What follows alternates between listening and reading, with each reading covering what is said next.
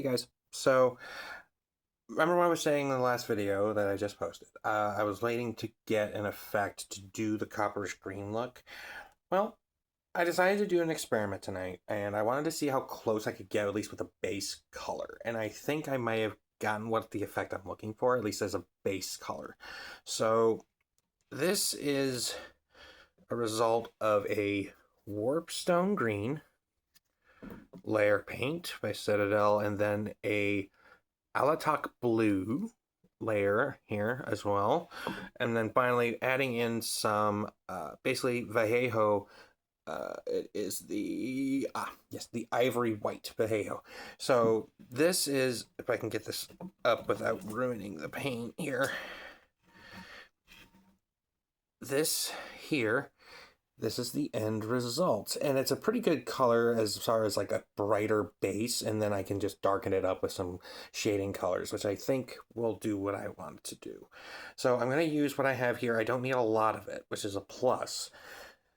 So I'm going to go ahead and start that process here. So we're going to be doing that right on the bars here, on the door, and yep, on the door, inside and out, all those. So we'll see how this comes out.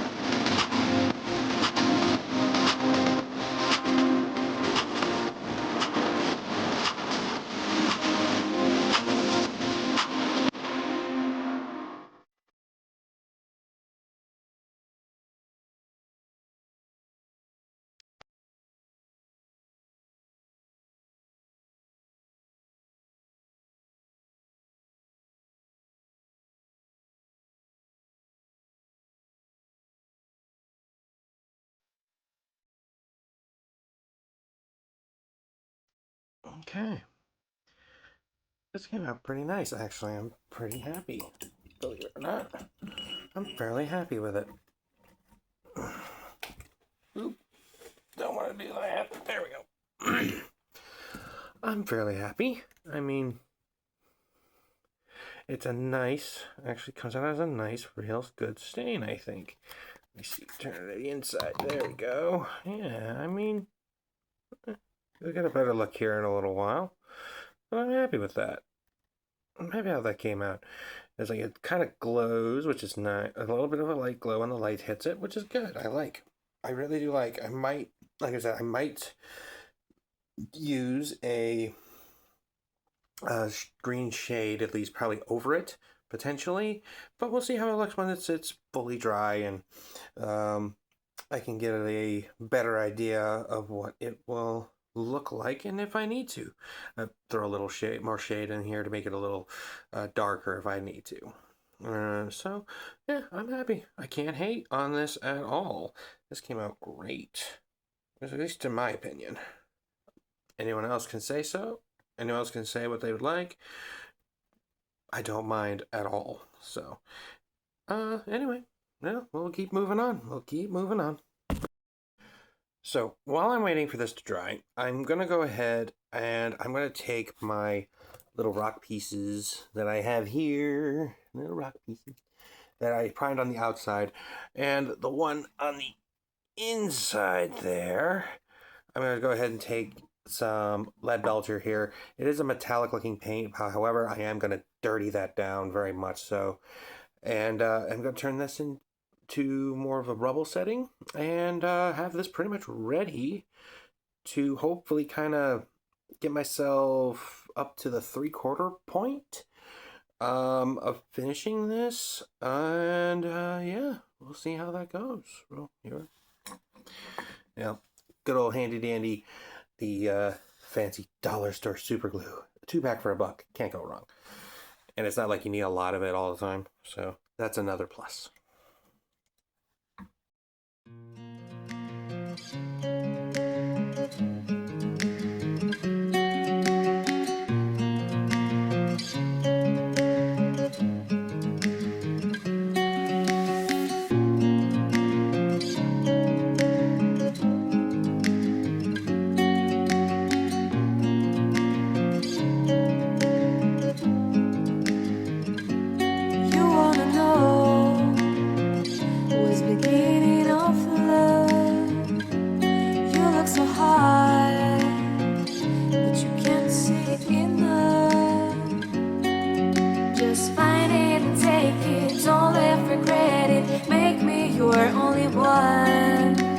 Choose it, don't lose it, don't let confuse it. Only then you'll be God. Feel like that. Feel like that. Feel like that. Feel like that. Lay your arms around me and stay with me. Feel like that. Lay your arms and stay with me, baby. Feel like that. Lay your arms around me and stay with me. Feel like that. Lay your arms and stay with me, baby.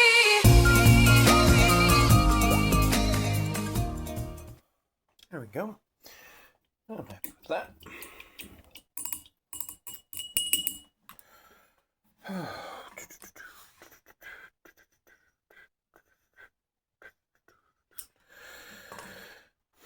All right, so here we go. I don't know how well you'll be able to see, but there we go. That's better light.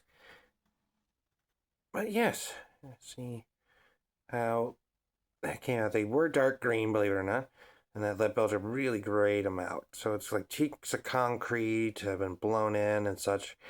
And also, I'm using these as kind of like placeholders in a sense, so that way I know when I go to put the mini in its final place, it won't. It'll be just right, and I won't have to worry about ruining this to try to fix it. So that's the beauty here, because it'll be super glued in as the final place once it's there. So, but yes, no, I think looking at it, it's getting there. Yeah, like actually the drying process of my copper rust, kind of on here, the bolts and the other pieces. It's actually looking pretty good. I did think about redoing the outside, but however, I'm thinking of this as sort of more. It's been more exposed to an element. It's like basically, like I'm sure you see the upper corner here. It was blown in, but it's not as exposed. It's been like burned beforehand. This building's been like half destroyed by something long before, was the idea. And basically the elements got to it over time. So that's kind of the thought. So it's a bit brighter as far as the coloring coats, and then it's darker outside because it's like maybe there's smoke or something else from continuous fighting going on, or maybe there's fresh fires. Who knows what it could be? But that's kind of what I'm rolling with, and I'm kind of liking it more so. So yeah, I'm digging the look here. I'm really digging the vibe on it. So yeah, so we'll be moving on and moving on and moving on. All right, guys. So, got the new mic set up here. I'll show you guys that in a wide shot later. But today, we're going to go ahead and, because the last piece I had, we're going to go ahead and get this a little more dirtied up. A little bit so it blends a little bit better. And I'm hoping to kind of darken in a few areas with an earth effect I have here. I've been sitting on this for quite a while. But yes, it's the AK Earth Effect there. Not sure if I read it, but yes, it's an AK Earth. Nice enamel paint, same premise. Oh, goodness me. Where did you? No! The horrors. That's okay. I think that comes off nice and easy. Comparatively.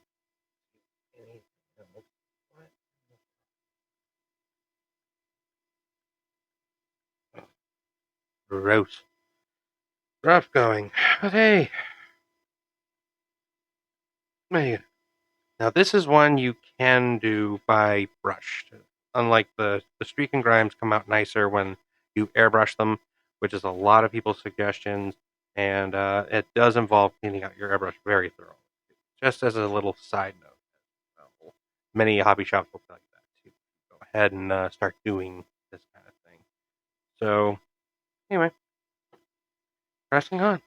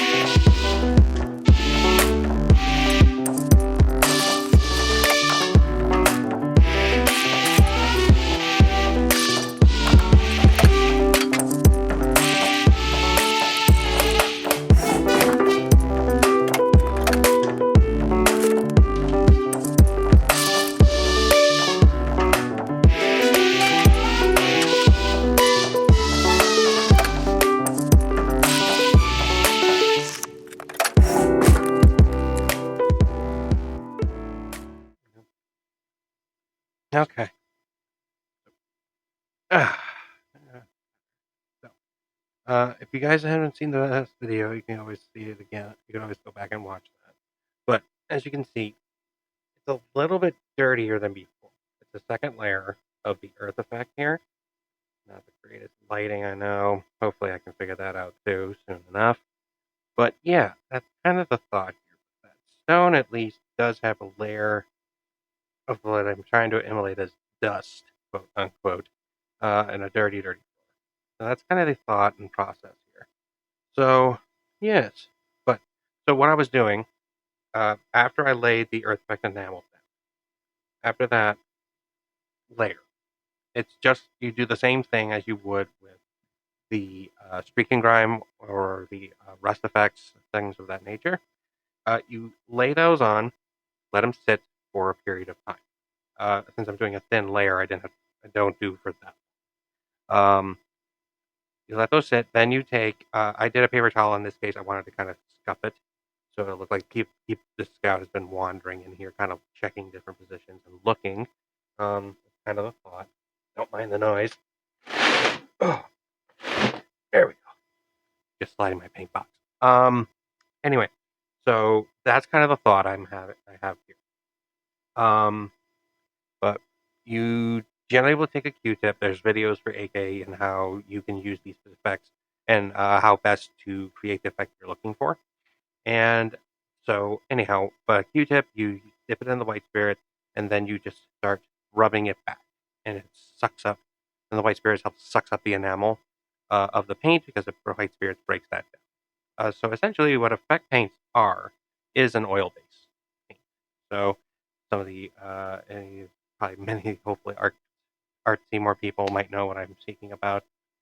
But that's pretty much what it does and how best to do that. But there are those out there for AK. There are videos out there you can find, tutorials, all that kind of stuff to use these. So, and that's kind of what I started with too. Especially if you wanted to know the rust effects when I was doing my night, which I will probably uh, post some pictures of that, or probably a little short to show it off a little bit. But yeah, so that's a start. that's kind of what I'm finishing here. And I'm going to try to do the same thing with my little mini here. And I'm probably going to dust out that so it kind of blends in here as best as possible. It's going to be a little bit more tricky because of the tinier, smaller confined space, but I'm going to do my darndest. I'll probably just do it all the way around and through his feet a little bit. That's like caked on. There's probably going to be some caked on mud in some places and things of that nature. So, but yeah, that's what I'm going to try to do next year. So, there we go.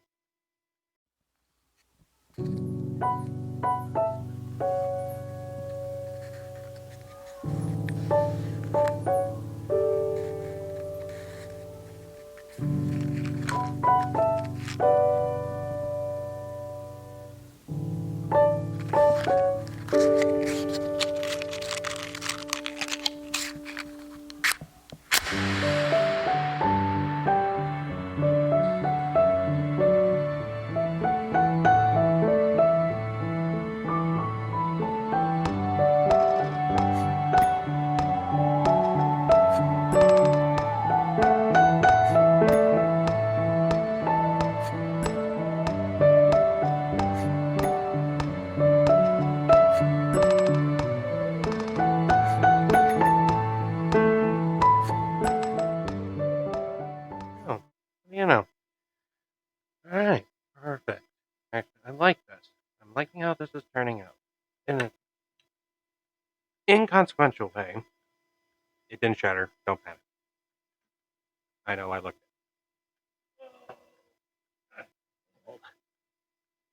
All right, there we go. So, strangely, in a good way, this worked out way better. I partly figured I was going to need a second coat, even if it was a light one on some of the things here. Where are they? Ah, there. Oh, not that.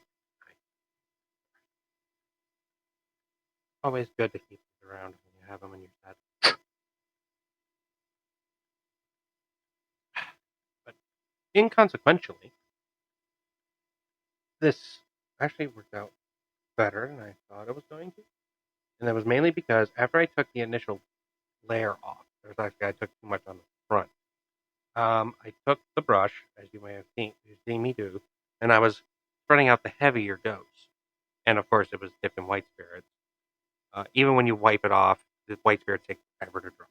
So it actually ended up working in my favor by spreading the earth effect around. Now you can't tell probably because of lighting from my angle here, but it actually dirtied this up to a point where it literally just been coating himself in dirt, dust, grime uh, from his location, from just being around here, moving from like essentially from like room to room to find the best bench. But yeah, so now I'm debating on this. I got to see how it looks all together before I do kind of a finalization. So we'll see how this turns out, and yeah, we'll see how it looks. Hopefully, this audio has not been botched. But we'll see how it goes, guys. I'll show you a little bit of progress here. Yeah, I'll do a little quick preview progress before this video's ends. All right. Okay. Here we go, guys. So this is a better look of it. Move some paints out of the way. Anyway, so I probably might have over there. So hopefully, yeah, there. So yeah, in that light, you can at least see how it's looking. So I think I'm happy enough with this that I will probably glue down the dude here and have them in position. I think I'll be happy enough with that. And yeah, so once I have that done, I'll be able to kind of add the last, probably some finishing touches to it, and then we'll do kind of a final overall look once we're done. So one more thing, pick it up. So I did have the box that I showed you guys earlier. I have it all hooked up here.